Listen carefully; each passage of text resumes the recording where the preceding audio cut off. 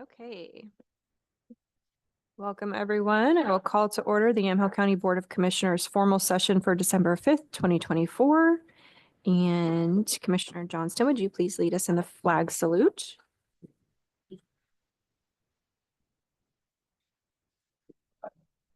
United States of America, and to the republic for which it stands, one nation, under God, indivisible, with liberty and justice for all.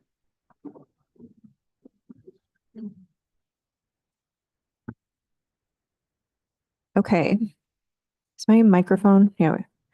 Item C is calendar session. Anything to add to the calendar?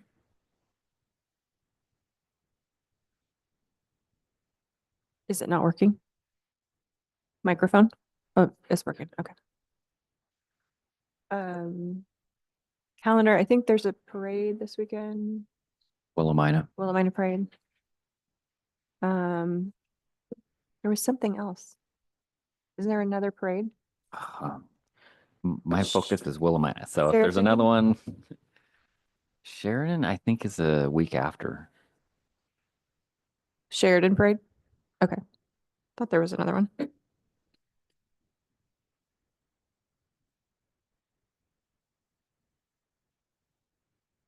And then I think there's a Lafayette tree lighting coming up on Friday. Tomorrow? Is that tomorrow? Okay.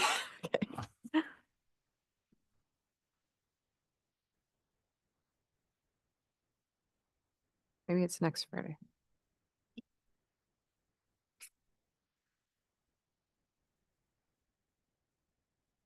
Dayton Caravan of Lights. Okay.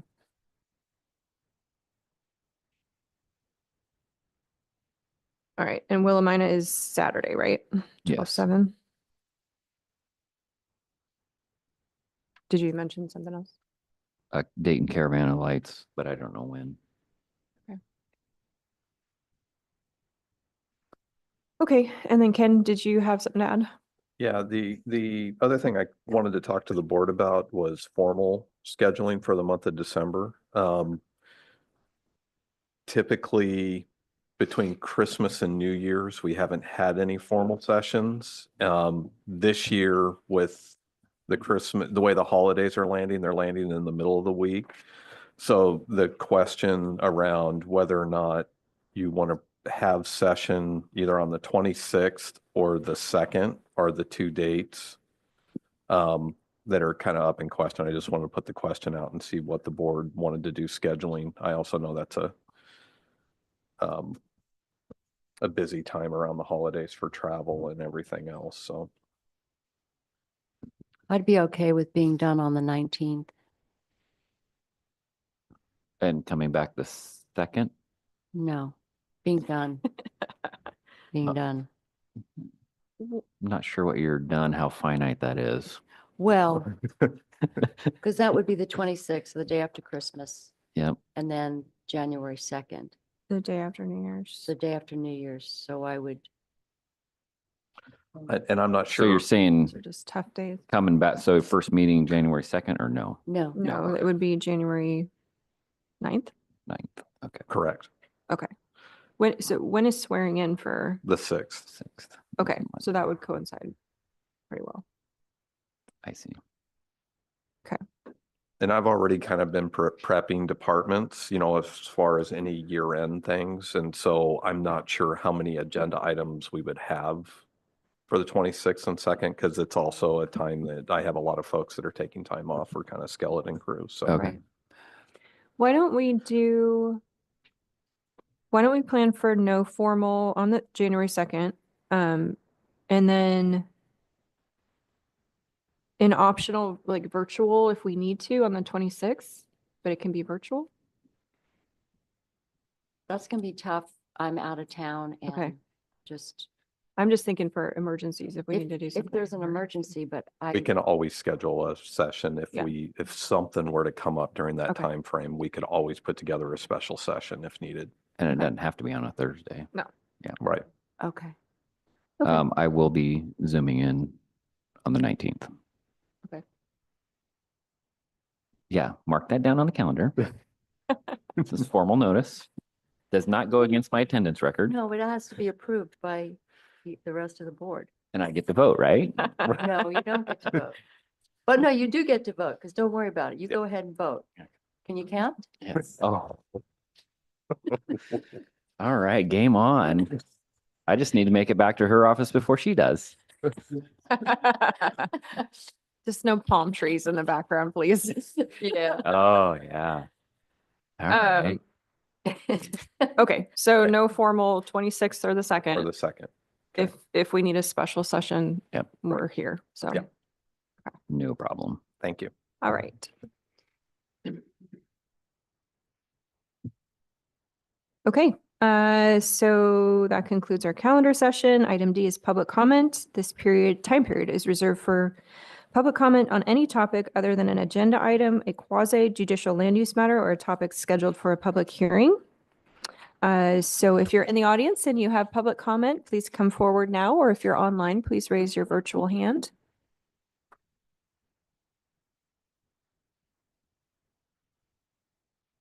Okay, seeing none, we will move on to our department update. And today we are joined by our finance director, Mike Barnhart. Welcome, Mike. Thank you. Good morning. Morning, how's that? That fine? Morning. Yeah. So thanks for having me here. This is my annual update for finance. So I'll let you know what we've done in 24 and what we're hope to do in 25. So obviously the biggest thing on our list the last couple of years has been the Oracle Cloud update. So I'm happy to say on our finance side, the GL, the cash receipts, AP, we are really doing good shape. We have no challenges, no major challenges at all. We try to do a couple improvements here and there, but it's running very, very smoothly. Bank reconciliations, you name it, everything is going well. Things that we did this year, we integrated US Bank P cards into Oracle. That's a new process where now we don't have to manually type in all the activity. It comes right in from US Bank electronically into Oracle, into employees who have cards into their expense reimbursement module. That's been a great thing. Also, we also now have electronic employee travel authorizations and employee reimbursements. We used to have to run it through payroll. Now they can get an ACH right through accounts payable. So that's been a really good process. Reporting is improved. We do smart view reporting that kind of replaces what we used to say was called the state YAM and GEMS. We run that every morning now for all the departments. They can go into the reports folder and pull up and look at their budget to actuals right there on the fly now.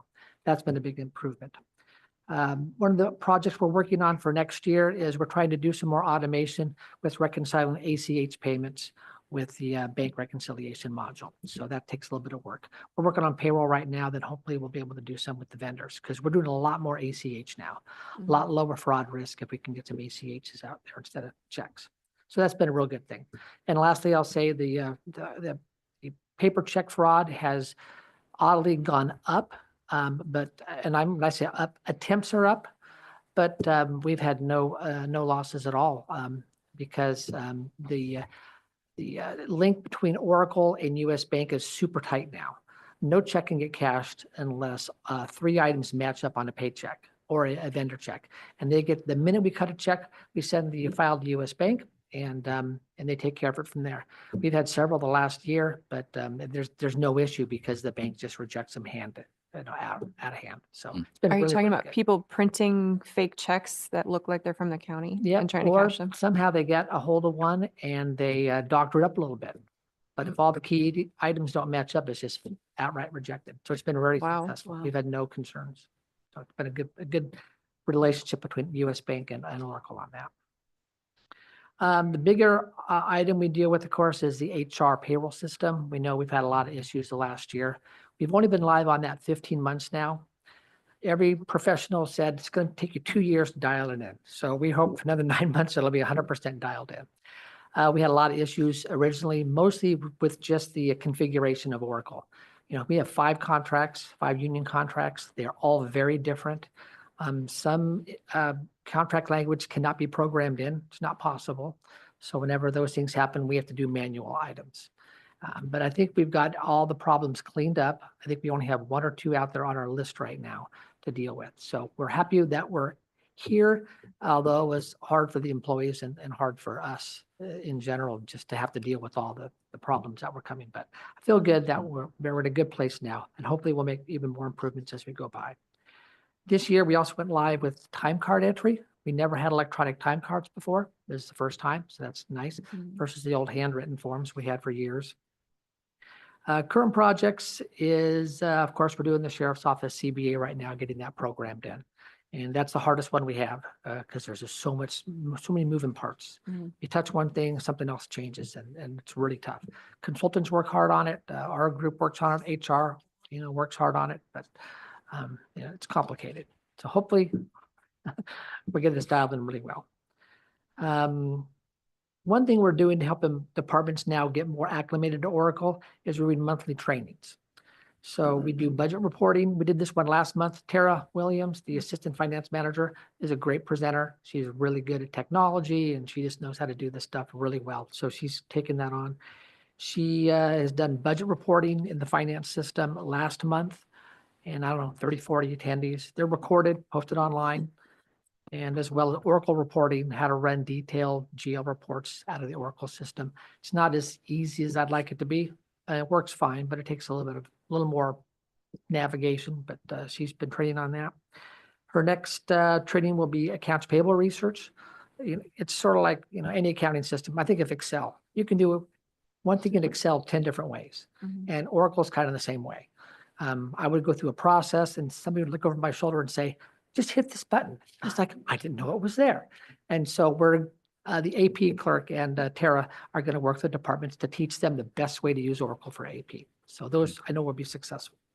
Capital assets is also on the list. We always struggle with, people charging capital assets to the wrong accounts. Right now, fixed assets is all integrated with Oracle. We never had that in the past. It was, again, all manual entry. Now things get all integrated electronically. So great system, but we need to get better entry, I think, and that'll help us out some. On the finance side, like our financial reporting, this is our 5th year. We got our, it's a long title. It's our GFOA, Government Finance Officers Certificate of Achievement and Excellence in Financial Reporting. So that's our 5th year. We'll keep going on as many years as we can. So that's a nice award to have. We do have one new accounting standard. We have 5 new ones out. Believe it or not, there's that many accounting standards out there. We got 104 right now. And a new one came out called on compensated absences. And that's going to change, not in any budget system or in anybody's, banks, but it's going to change how we compute compensated absences for our audit.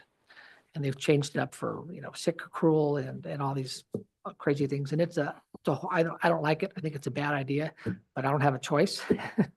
So Tara's been working on that. It's been a couple-month project because we have to rewrite the entire system on how we're going to create these numbers for our annual report. We'll get there, but it's kind of an ugly one. There's other ones, but they're all fairly immaterial.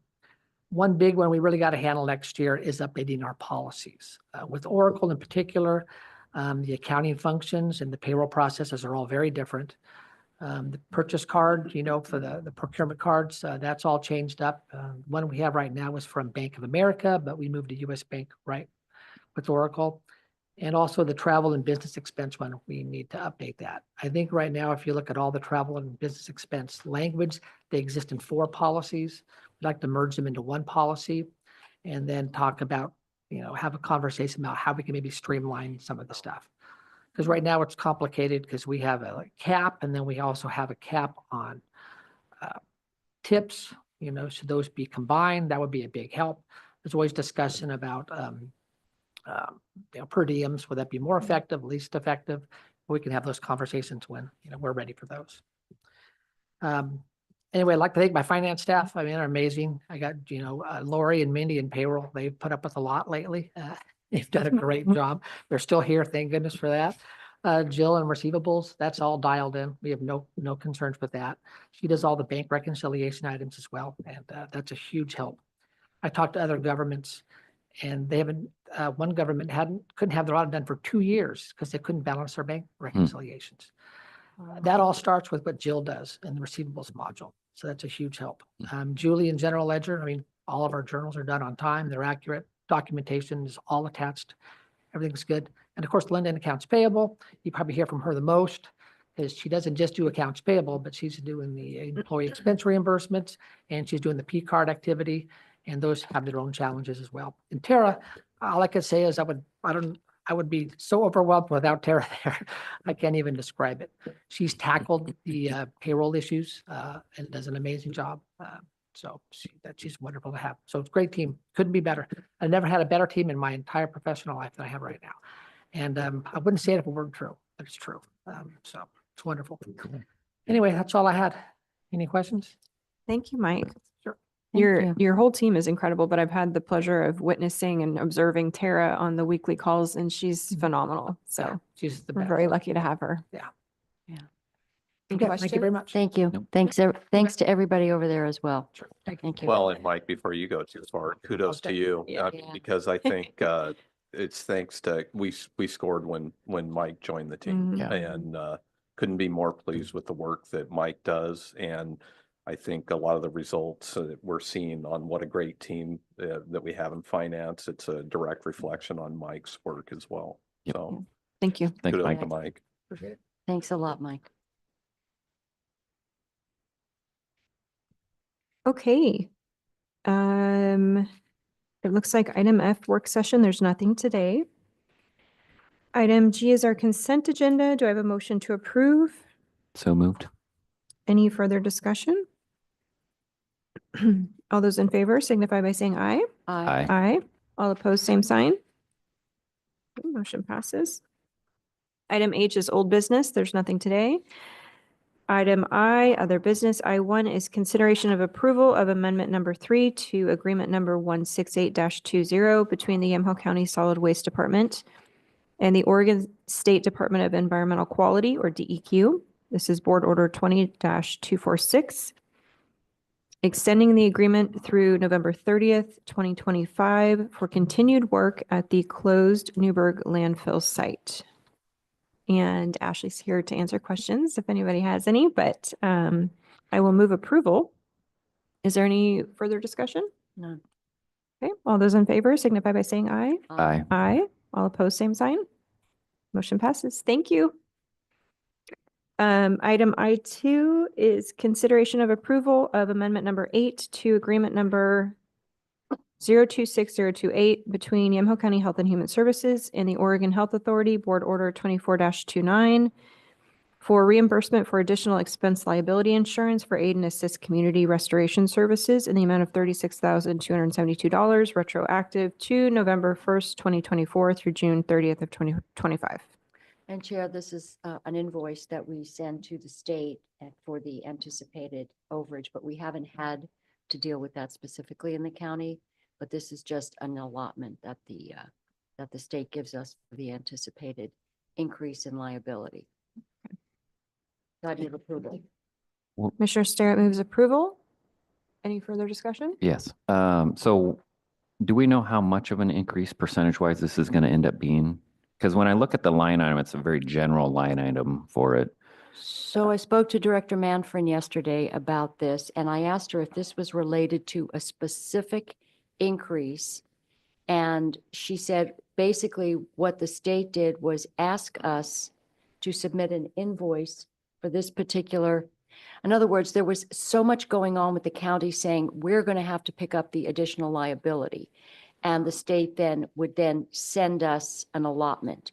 So we had to actually invoice the state for the increase. So if CIS says to us, you know, this is what the increase would be, we then turn around and invoice OHA for that. And that's the amount that we were given. So we haven't necessarily seen a particular case or cases that have necessitated an increase, but because of the very fact of the aid and assist population coming back to our counties, Mhm. that is just an expected liability. So what's the number it's increasing from? Do we have that? Or is Well, this a brand new This is policy that's costing us 36 grand? Specific to aid. Got it. Okay. right, but we didn't Okay. even have the option of having this before local government advisory committee and all of the counties got together and said, hey, wait a second, we got to pick up the tab on Yep. this. So it isn't It isn't tied to any specific incident. And I guess we'll see if it's enough. Yeah. Well, hopefully we haven't had the issues that other counties have had. Right. And we do have coverage for incidents and this liability through CIS. All the CIS member counties, liability arising from aid and assist related cases are covered under our general liability. This has to do with some federal court orders where the state hospital is now releasing individuals after a certain amount of time, depending on their charges, directly back to the county of their residence. So there were some cases where folks were released and then injuries and damage occurred. And for those counties that aren't members of CIS, obtaining coverage became difficult. And so just wanted to make sure the board was clear that we do still have coverage for this through CIS with the other members. So is this going to be a separate policy No. or is it part of our broader policy? As far And as it's I just, know, it's just, it's so the liability comes if someone is potentially released from the hospital prematurely, still needs, for example, I think the Lane County case, an individual got in a vehicle and drove the vehicle down a sidewalk and injured. So then the county was sued by the parties who were injured, and they didn't have access to some of the coverage that they thought they might, and obtaining that coverage was difficult, but we've confirmed with CIS that we are covered for incidents like that, should they happen. I don't believe it's a separate policy, but I don't know if that's anything that Ken or. Well, and we haven't gone into, it's not separate, but we're also going into renewals later this spring. And so there's a chance we might have a clearer picture of some of those questions but we haven't. so we have no idea if this actually is a good number. It Mm. could be more than that. Could be more. And we will be going back to OHA 4 if the number comes back greater. It could be, it's hard because there's so many moving pieces because it depends. One, do we have, I mean, who came up with the Yeah. 36 grand? Say again? Who came up with The the number. 36,000? Well, the state is basically giving us an allotment, but we were required to submit an invoice. So I'm sure there are other. Or, so the counties- state, it's the state's number saying that, hey, you guys need to send us an invoice for 36 grand because this is how much your insurance This is how potentially is much- going to go up. Well, no, it isn't necessarily going to go up, but it's just that they are providing that, they're reimbursing us for the coverage that we didn't have from them before. In other words, they're picking up their part of paying for the coverage. We were paying for that. Okay. So in other words, it isn't tied to, okay, you've had XYZ incidents, your rates are going up. It's fortunately in our county, we haven't had that issue, but Right. we are being compensated for that risk. I would agree. It's in recognition of the increased risk and the state's attempt to assist counties Right. in addressing that risk by covering some of the potential Potential added what? costs of insurance coverage that the counties might Okay. incur. The population is very small, Yeah. but we've had issues with the Mhm. population already. So I would be interested to see how CIS plans to fold that in. Mhm. I assume, so somewhere, somehow, our CIS insurance either approved this 36 grand or it came from them. And this is not a state formulated number to where we're going to run into issues later. I doubt CIS was consulted at all. I'm Yeah. sure This is just a, hey, we're here to help you out. because I think this. Take went it to- or leave It it. didn't And matter if you were CIS or self-insured. I think this was. state formulated, counties. Right, we have this much money and we're going to divide it between correct, 36 counties.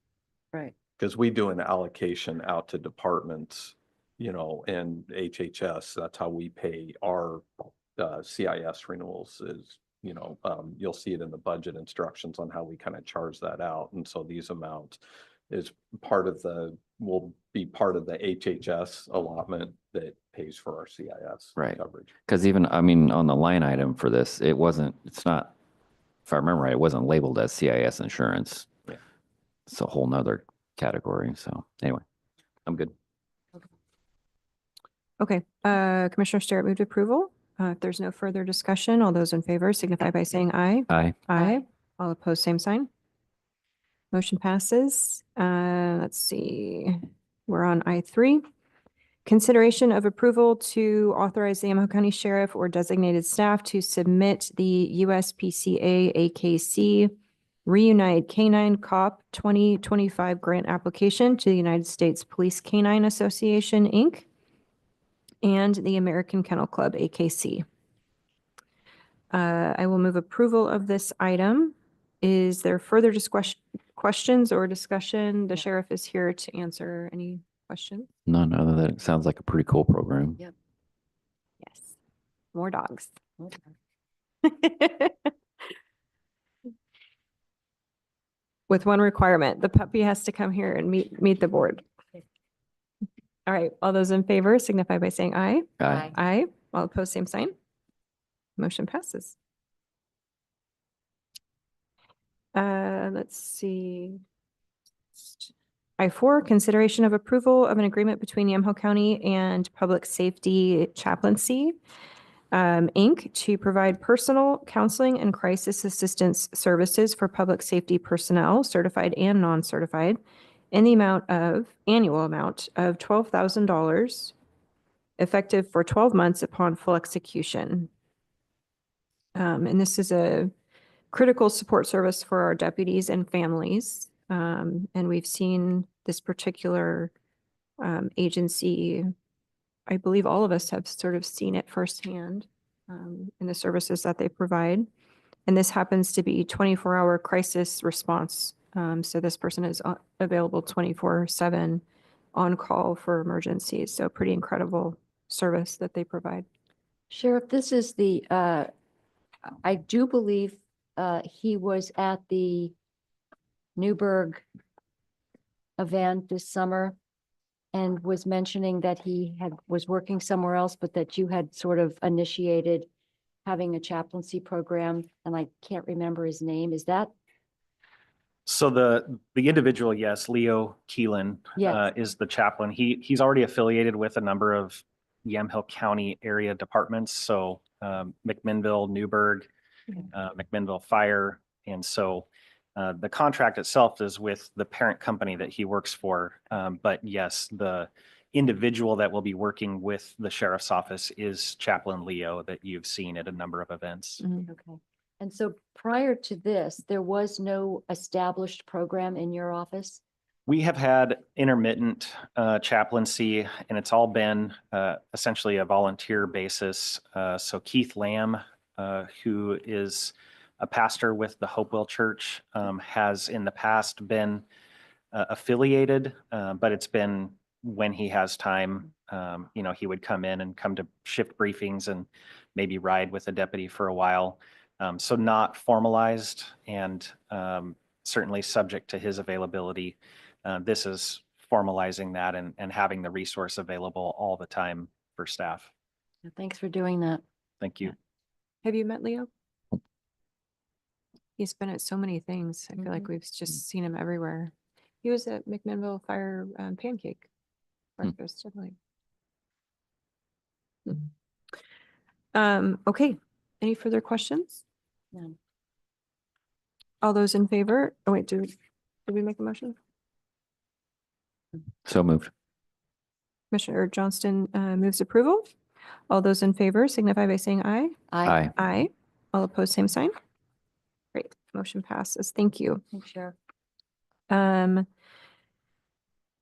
consideration of approval of a 5-year tower lease agreement between Yamaha County and SAR Enterprises, Inc., doing business as Communications Northwest, allowing SAR Enterprises to place equipment on the radio tower at Mountaintop West in the amount of $6,000 for the first year and subject to an annual 5% adjustment, effective upon full execution through October 31st of 2029. Do I have a motion to approve? So moved. Any further discussion? All those in favor signify by saying aye. Aye. Aye. All opposed, same sign. Okay, motion passes. I6, consideration of approval of the fiscal year 2025 23-25, CIS Public Safety Grant between Yamaha County and City County Insurance Services, CIS, for the fiscal year of 2024 through 25, period, in the amount of $4,830.11. I will move approval. Are there any questions? None. Okay, all those in favor signify by saying aye. Aye. Aye. All opposed, same sign. Motion passes. Thank you. I-7, consideration of approval of a software and professional services agreement between Yamaha County and File on Queue for the purchase and maintenance of the evidence software, Evidence on Queue and Digital on Queue on an auto renewal annual basis in the first year not to exceed the amount of $23,400. Sheriff, this is for evidence, chain of command or chain of custody for evidence. Correct. So this is brand new to your department? This particular software is new. Currently, our evidence is handled through our records management system. It is a feature or a tab within our RMS. The functionality of the current system is not optimal because it doesn't allow for access from some of our partners. The primary reasoning for transitioning to the File on Queue system is it's already in place with McMinnville Police Department and Newburgh Dundee Police Department. And it is a portal that we can grant limited access to the district attorney's office so that they can at any point in time log in and review what evidence exists in any particular case. What we're finding, and DA Lynch and her team have been working with us for a long time, is that we are having some struggles with ensuring that discovery lists are accurate and timely for the defendants in criminal cases. They're entitled to see what we currently have in evidence. So this will streamline our evidence process. It'll be something that's accessible by every deputy from the field, so they can log into it from the computer in their car. They can enter the items into evidence. By the time they make it to the evidence facility, the barcode labels are already printed and waiting for them so that they can package the items, put the barcode label on. It'll allow for greatly enhanced chain of custody tracking. So when we have to check items out to go to the crime lab, if we have to check them out for a defense investigator to review, if we have to take them to another law enforcement agency because it relates to a case they have, that's all automated through the system with the barcode tracking. We can do an audit trail. We can show who had the item, who it was checked out to, where it was when it came back.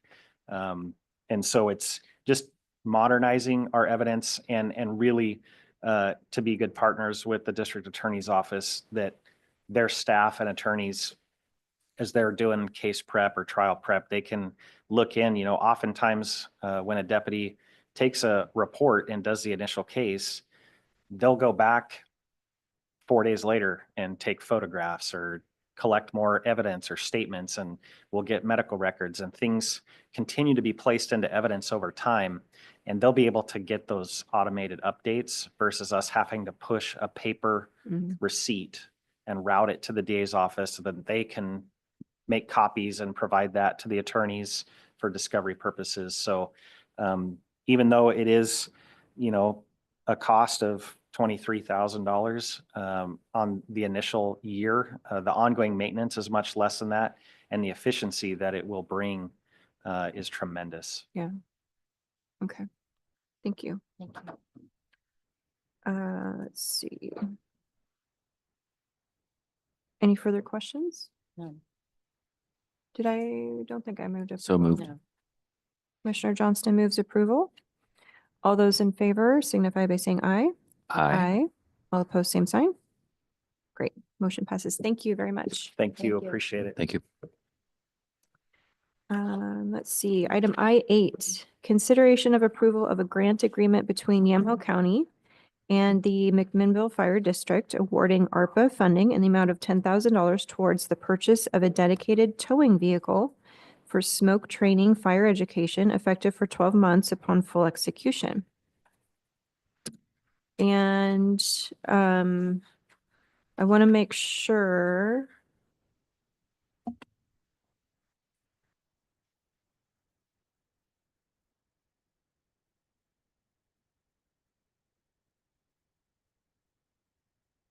Christian, we might just have to go through this and make sure it says McMinnville Fire District. Mm. Because it says department in some areas. I mean, we can still move approval today. I just want to make sure that um the language is all consistent. I only saw it in one place so far, but If you like, the motion could be subject to final review and approval of county council's office. okay. Yeah, it looks like the header says McMinnville Fire Department, but the first paragraph does say McMinnville Fire District. Yeah. But yeah, we can clean that up before we execute. Sorry about that. Oh, no worries. We're so used to calling it the department that it's understandable. Okay. So, I will move approval of item I8, subject to final review and approval by county council of the document. Any further questions? None. All those in favor signify by saying aye. Aye. Aye. All opposed, same sign. Great. Did anybody see the burn to learn yesterday? No, Where was it? I was expecting my personal. Oh my phone gosh. call and I never got one. I didn't even know what was going on, so I'm driving along and all of a sudden I see this huge black cloud of smoke. I'm like, oh no. Where So, was yeah, it? I stopped, but they were all staged and They posted the address on Facebook. McMinnville? Yeah. it was behind like the old Sears, Oh, wow. behind Okay.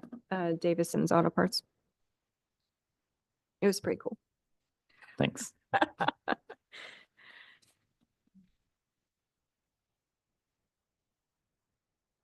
Okay.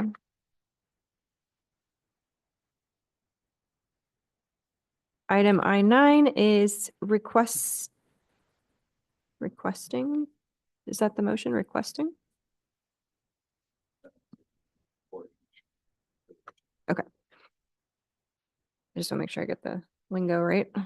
Item I9, consideration and approval of authorizing the purchase and financing of certain real property, including the issuance, sale, execution, and delivery of full faith and credit obligations in an aggregate principal amount of up to $15 million for the purposes of acquiring and improving such real property and paying costs of issuance related thereto, the negotiation, execution, and delivery of a purchase and sale agreement with respect to the purchase of the real property for a purchase price not to exceed $19,208,790, and authorizing and approving such other financing, issuance, sale, transfer, lease, and other documents with respect to the issuance of the full faith and credit obligations, the financing, purchase, and acquisition of the real property, and authorizing such other actions, agreements, certificates, and documents as may be necessary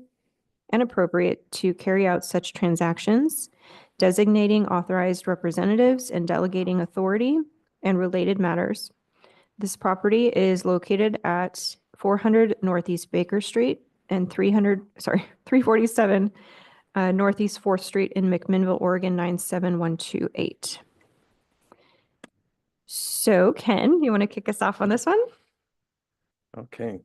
There's a lot to this one. This is a big one. So, as you know, this is for the acquisition of what is currently the campus that is occupied by Oregon Mutual Insurance. So it includes both buildings, the parking lots, and everything related to that. It's a long story. I tried to encapsulate some of this into the memo. You know, this is pretty extensive planning because I really tie it to all of the capital planning that we've been doing since 2020 that we initiated with the needs assessment for our current properties, our inventory, and then with the strategic plan, which then we were delivered with some possible options to address all of our facilities needs. And during that time and after that plan, this opportunity presented itself. And I tried to share some of the details that are in there. We had some short-term needs for some training, as Mike mentioned in his department update with the Oracle. And so we were had access to some of that building because OMI, since 2020, most of there's been a shift in how they deliver services and do their business, and they have a lot of remote work. And so there was a lot of available space in that building. Later, we had an immediate need with our planning department to find a new location. We worked out a lease agreement. We've had planning's been in that location. I think they moved in earlier January of 24. And that's proven to be really successful. During those times, we were approached by OMI. We had kind of informal talks. We were meeting somewhat regularly, and then we were presented with the opportunity or the interest if the county would like to acquire those properties. And so we've been in negotiations for months, a lot of back and forth and having discussions, and here we are at the finish line. We reached a tentative agreement, and that's what's spelled out in the purchase and sale agreement in this resolution that's before you. To kind of share what we're looking at doing, and just in the interest for the general public, and it's spelled out in the memo, we're really looking at doing a major consolidation as part of the plans right now. A lot of the departments and divisions that we're looking at moving into this location is basically we're vacating 8 buildings. We have our admin, finance, HR, IT, HHS admin, the assessor's office, the clerk's office. We're spread out on over several blocks. And so this is going to give us an opportunity to consolidate a lot of those services into a single location. I think this will be a huge benefit, not only for operations, but also for service delivery and wayfinding. I always use the example as something as simple as getting a plat finalized or signed. You end up going to 4 different buildings right now and trying to navigate, to get all the signatures you need on that plat. Now it's all going to be under one roof. This also presents opportunity because we're talking about the square footage is just over 85,000 if you count both buildings. I think there's a lot of opportunities with the older building for remodeling, and I'm put in here and really advocating that, looking at possibly moving the sheriff's office and adult community corrections into that location once improvements are made. So again, that also frees up room in the courthouse. As you know, the courts have had they've exceeded, the capacity on their current footprint within the courthouse. The courts have been asking for an additional courtroom that can host jury trials. Right now, there's 4 courtrooms, only 3 of them can support jury trials. The other one doesn't have the jury box. And so this is going to free up by moving the tax and assessment out of the courthouse. It's going to, and freeing up this room in particular by moving the hearing room over to the new location. It's going to free up these spaces in the basement to expand court services within the courthouse. So this project and this acquisition checks a lot of the boxes. It's a huge game changer as far as the county goes, and addressing many long-term needs. We've really, over the years, maximized the full potential of our current buildings, and a lot of our departments and buildings that we have for HHS admin, IT, they're in buildings that were originally homes, so not designed to, and not the most efficient, and present all kinds of challenges as far as delivering services and maintenance and everything else, because that's not what they were originally designed for. And so, here we are. This is, the acquisition. It's a big number, but when you look at it for construction costs and implementing the strategic capital plan, it's a huge cost saver, and we don't have a lot of opportunities for a building this size being able to consolidate this much of the county and shrink our footprint on the number of blocks in the downtown McMinnville area that we're currently occupying. I forgot to mention, we're also looking at moving out of a lease location with some of our DD and veteran services would also be included in this move to this location. So it was a huge opportunity that presented itself. And thank you to Oregon Mutual Insurance. Yeah, we had a lot of, and in particular, Steve Patterson has been really good to work with. And I know this also, it's a win-win. And I think it's because they're going to be leasing back a portion that we have available that I think long-term we'll probably have need for that space, but we don't have an immediate need. But at least we have that opportunity where it helps them maintain their downtown presence with the lease and gives us room to expand if needed into the future, because it's always really difficult to predict that. But this is a major change. And I don't know if you have questions, I'm happy to answer questions about that. Thank you. I want to say this has been a long process that we've been involved in, and right off the bat, we could tell that OMI takes such pride not only in their business, their company, but also in the community. That was evident through the entire process. But it also, I think, made us better commissioners in the sense that we had a first-hand look at the impacts of COVID on certain sectors of the economy and how that changed the workforce and how they were trying to adjust to that too. And here they have this sort of foundational mainstay business in McMinnville that they're now having to retool and figure out how to go forward in just a very short amount of time. It's only been 4 years. So,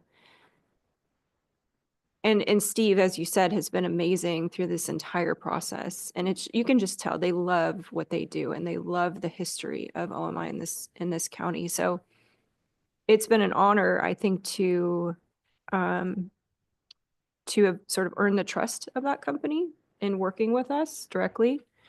From the county's perspective and being sort of, fiscally prudent and responsible, when I first came into office, we did a very lengthy presentation of our space needs.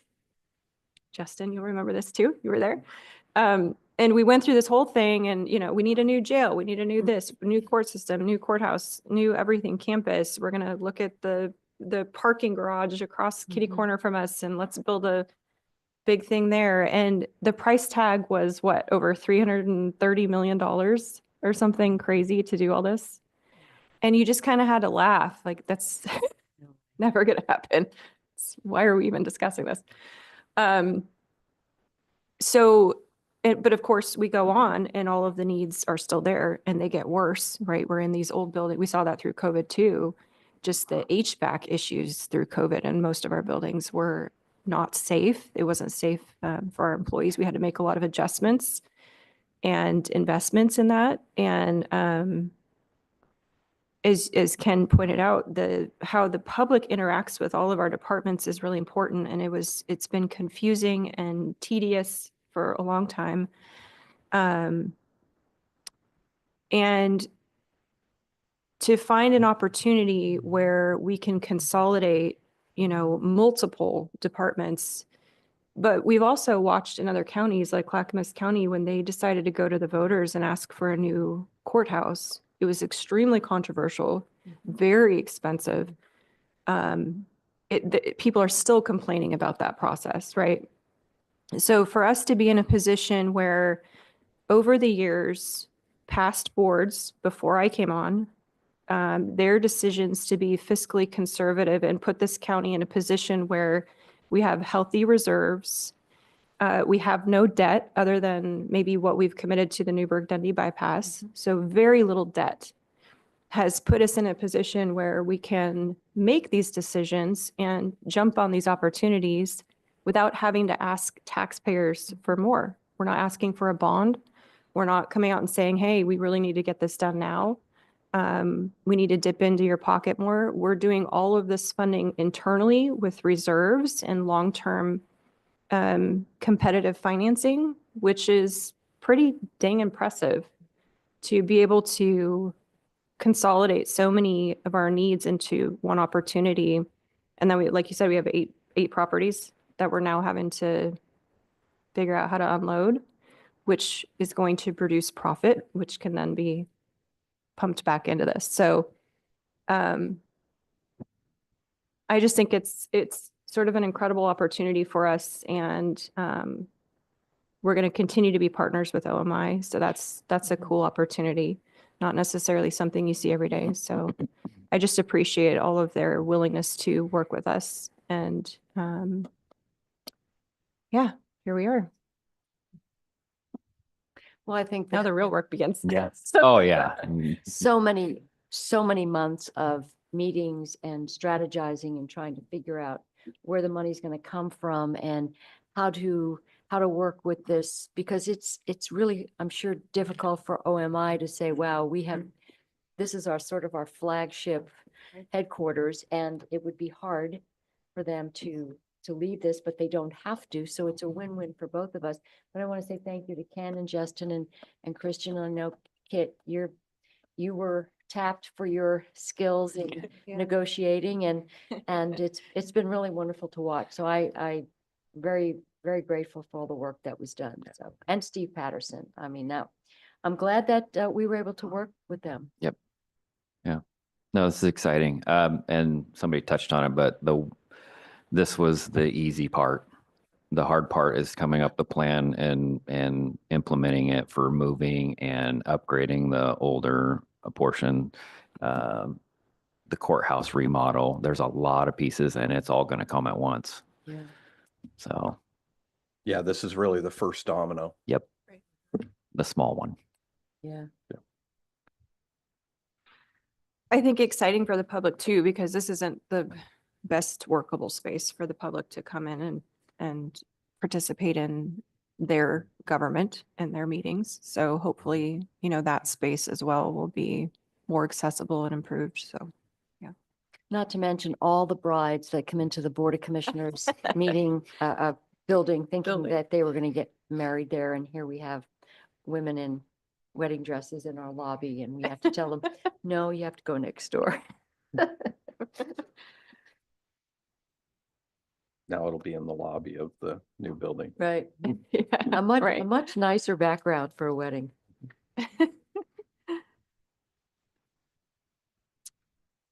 We can talk about the house dog later.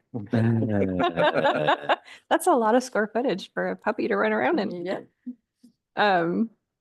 All right. Do I have a motion to approve? So moved. Commissioner Johnston moves approval. Any further thoughts, comments? No? All right. All those in favor signify by saying aye. Aye. Aye. All opposed, same sign. All right. Congratulations. Okay, item J is public hearing. There's nothing today. Let's see.